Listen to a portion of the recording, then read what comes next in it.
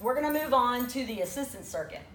So for this specific day, the assistance work is a 4, okay? So I've gone through the 1, 2, 3, 4 format is what I call it. I've gone through that in great detail in the manual's videos that you get as an exclusive piece of what the manual entails. So, but for this day, it's a 4, okay? So what we could also look at doing here is just make this more of a density kind of training kind of focus.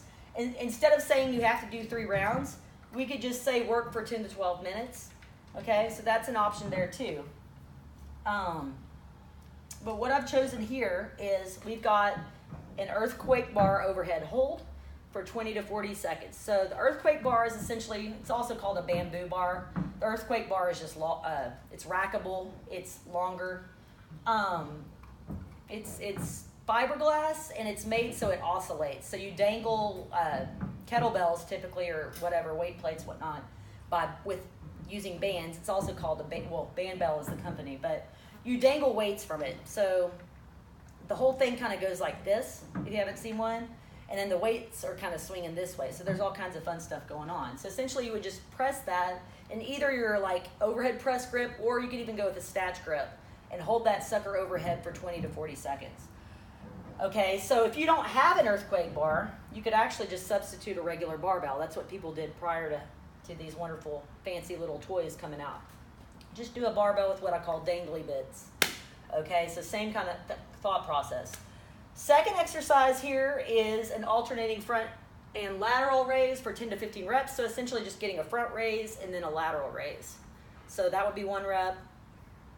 This would be 2, okay? Knocking out just a little bit more of a focus on the shoulders.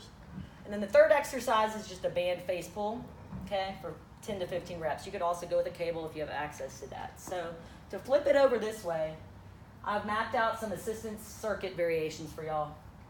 So instead of doing the earthquake bar overhead hold, y'all could sub any hold or carry for that matter. So you could do a farmer's hold, okay, just have people hold weights here, or carry it, rack hold with 2 kettlebells, okay, or carry it.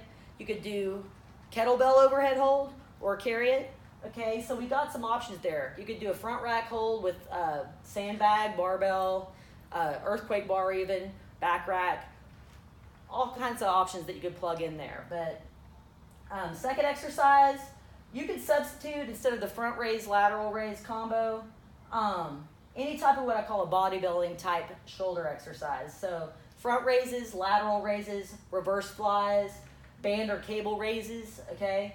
And even throw in something like doing like a lateral raise drop set, where you would essentially start with a heavier weight, eke out as many reps as you could get with that weight.